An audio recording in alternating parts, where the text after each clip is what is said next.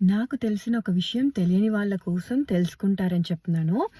ఇక్కడ మనము insurance plan తీసుకున్నప్పుడు మనకి అందులో డిడక్టబుల్ ఔట్ ఆఫ్ నెట్వర్క్ అని ఉంటుంది. మనము ఏ లెవెల్ ఇన్స్యూరెన్స్ ప్లాన్ తీసుకున్నాం దాన్ని బట్టి ఉంటుంది. మనము హై లెవెల్ ప్లాన్ తీసుకుంటే ఔట్ ఆఫ్ పాకెట్ డిడక్టబుల్ తక్కువ ఉంటుంది.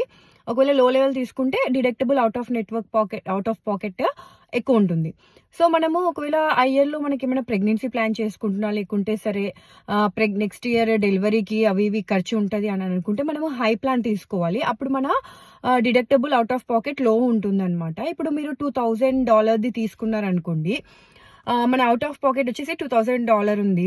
డిడక్టబుల్ ఉంటుంది, ఔట్ ఆఫ్ పాకెట్ ఉంటుంది. ఫస్ట్ స్టార్టింగ్‌లో ఇన్స్యూరెన్స్ ఎలా కడుతుంది అంటే 20%, 80% లేకుంటే 30%, 70% అలా ఉంటుంది ప్లాన్ ప్యాకేజ్ బట్టి.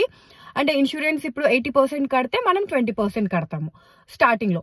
కానీ ఎప్పుడైతే ఈ ఔట్ ఆఫ్ పాకెట్ అనేది అంటే మొత్తం ఫ్యామిలీ ఔట్ ఆఫ్ పాకెట్ ఇండివిడ్యువల్‌గా కాకుండా మొత్తం ఫ్యామిలీ ఔట్ ఆఫ్ పాకెట్ $2000 అనుకోండి. ఒకవేళ $2000 మీట్ అయిపోతే ఇన్స్యూరెన్స్ నెక్స్ట్ డాలర్ నుంచి ఇన్స్యూరెన్స్ మొత్తం 100% ఇన్స్యూరెన్సే కట్టాలి. అంటే ఎప్పుడైతే ఔట్ ఆఫ్ పాకెట్ మేట్ అయితే డిడక్టబుల్ కాదు. డిడక్టబుల్ అది ఇండివిడ్యువల్ డిడక్టబుల్ సెపరేట్‌గా ఉంటాయి. కానీ ఫ్యామిలీ ఔట్ ఆఫ్ పాకెట్ అనేది మొత్తం $2000, $3000 ఎంత ఉంటే అంత మీట్ అయిపోయిందనుకోండి. నెక్స్ట్ అమౌంట్ మొత్తము ఇన్స్యూరెన్సే 100% కడుతుంది. ఎలా అంటే ఇప్పుడు మీరు డెలివరీ చేశారు ఈ ఇయర్ స్టార్టింగ్‌లో.